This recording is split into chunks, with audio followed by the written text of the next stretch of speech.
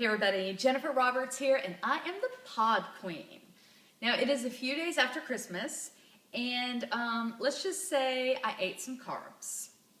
I'm not going to deny that, it's true. I haven't exercised in a while, and I've been eating a few carbs. But I'm going to get right back on that bandwagon. Oh, but don't worry you guys, because here's how awesome I am. I was at the gas station this morning, and I went there to fill up the car for my daughter who just got her license and hasn't quite learned how to do the whole gas thing. So I'm looking rough. I hadn't showered, my hair's like whatever, all over the place like Bozo the Clown.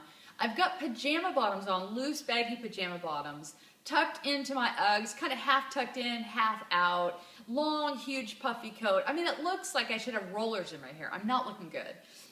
When I'm filling up the gas tank and a guy asks me if I'm single, hello. I'm just like, excuse me. I'm like a 43-year-old woman. No, I'm not single. I said I'm happily married, and he voiced disapproval, like how sad for him. Cracked me up. And then I went in my car and locked the door. Anyway, filled up the gas, we're all good. So all that to say, even though I've had a few too many shortbread cookies, apparently I'm still a commodity. Blah, blah, blah. Anyway, so what I want to talk about today is I kind of want to do a verbal of a written blog that just got posted about the paralyzing effects of fear. And it's kind of in light of, this is a season when people do New Year's resolutions. You know, they take stock of their life and they make all these bold claims of things they're going to change. Now, I know that New Year's resolutions often don't get accomplished. I get that. I mean, I've made a few in my time. But I'm also, I'm idealistic enough to believe that there's a day where it's going to work. And I just think it's good to stop, pause, take stock of your life, get your values out and see, are you living according to your values or not? And often, in my experience, I realize I'm falling short in a few areas, and then I make bold claims that I'm going to do this, but I don't take baby steps. I take huge steps. Like, for example, I've decided that it would be great for me to run a half marathon. Now, the farthest I've ever run is 1.8 miles, and it took me about 20 minutes. So running isn't like my best thing. And so, but the fighter in me, the contender in me wants to shoot for the moon instead of starting with a 5K and then moving on to a 10K and then doing a half marathon. That's wisdom, to take those baby steps and grow into it instead of just throw this huge anchor out, right? Okay, so that's an example. And so, but oftentimes, because of my makeup, because of the fact that I'm such an extremist, I will, in my head and heart, make bold decisions, bold goals, and then I become paralyzed by the fear of failure, of not being able to accomplish those things. And part of it is experience, because I have a history of unaccomplished goals, because I made them too high, and I didn't make them smart. I didn't make them attainable. And so I want to just talk a little bit about fear. Because even if you've done it wrong and you've made crazy goals and you haven't been able to follow them through because you didn't, become realistic with yourself, I want us to address the area of fear, the ways in which we're held back in kind of our interior life, where I think of fear as roadblocks. And so I see an area, and in my area, it's the fear of failure, the fear of not being perfect, really. And then I maneuver around it. I figure out a way to go an easier route, a less challenging route, a way that I can become more successful. And then I live small. I live way less. I don't live to the capacity of who I'm meant to be because I'm so afraid to not do something perfectly.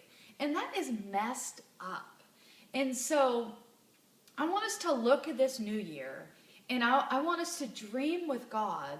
And when I get my eyes on Jesus, the author and the perfecter of my faith, then I think differently, I feel differently, I act differently, and I can consider him who already went before me as a way to conquer those things that have tripped me up in the past. And so I love Psalm 27. I've told you this before. I'm into Psalm 27 and Psalm 34 right now. They're just kind of like my little buddies. And so in Psalm 27, this is it's just a great passage, blah, blah, blah. I'll start with verse 1. The Lord is my light and my salvation. Okay, I just stopped there. The Lord is my light. So if my future seems dark, I need to remember that the Lord is my light.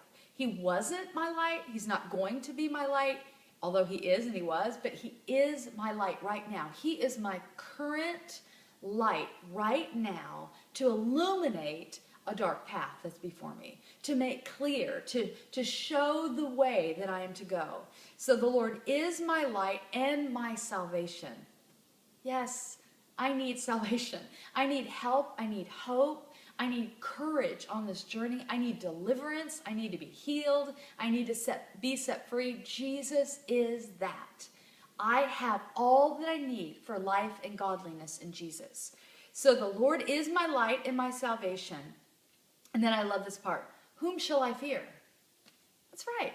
What am I afraid of?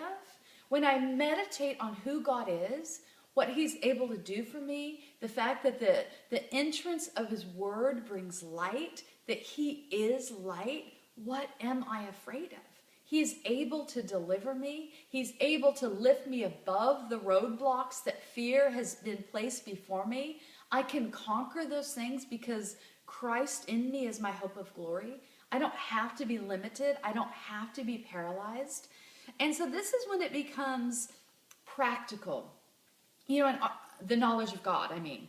In our community, we talk about the knowledge of God all the time, to the point that sometimes it's just a flippant phrase that has no punch anymore.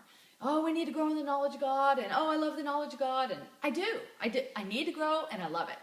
But at the same time, the knowledge of God becomes something that is tangible. I can meditate on aspects of God. Then I get my eyes off of my own internal situation, off the obstacles that are in front of me. I meditate on those things about God, the knowledge of God, the characteristics of God, the nature of God. And then when I look at that, I don't become so small-minded in my approach to life. I live bigger, I live differently, I live with an eternal view, I live with a broader perspective, and so I get bolstered in my faith and my courage when I look to God. When I look at him, when I look at what he is and what he's like, and the fact that he loves me and is able to provide all that I need. And so I don't have to live in a paralyzed manner in this life. I can live victorious. I can live with hope. And so the Lord is my light and my salvation. Whom shall I fear? The Lord is a stronghold of my life. Of whom shall I be afraid? You know, I think about a lot of times people are going, oh man, that brother's got a stronghold. That sister's got a stronghold. Now, I get it. You know, we all have little ropes around our ankles that trip us up sometimes. But I like this part. The Lord is the stronghold of my life. What shall I be afraid of? Why am I letting goofy things hold me back from running with all that I am towards his heart? Why am I letting simple things, I think about my childhood or your childhood, little wounds from the past that have gone unchecked and now become a huge shadow on the inside of you. No, let's let the Lord come, conquer those things, be the stronghold of my life. What am I afraid of again? What can't I do again? God is in me. He's in you. We're able to step over fear when we step into God, when we see things from his vantage point. You know, when it says later in this verse, it says, he lifts me up above my enemies. And I think I can see differently when I'm lifted up. I'm not limited to that which is in front and around. And I get above. And I think of this, God is seated above the circle of the earth. We're seated with Christ in heavenly places. There is a gravitational pull to keep us seeing small, to keep us living at a low level, to keep us looking inside at our own weaknesses, our own failures, our own fears. And if I take this unguided tour of my soul, I will stay there for years and I'll never break out and I'll never be free. But if I get my eyes off my inside, all the stuff I see that's real, and I look at God, who's above the circle of the earth, and I take my position seated with Christ in heavenly places, then the vantage point of this life is so different. And then I become unlimited in what I can do and what I can accomplish and who I can become in God and the dreams that he has for me. And so that's my New Year's resolution. I want to grow in the knowledge of God so that I can break free from paralyzing fear that keeps me living limited when I am grafted in to the family tree of God. That my hope is in God. My hope is in heaven. My citizenship is in another kingdom. And I want to live according to those values. That's my New Year's resolution. And to eat less cookies.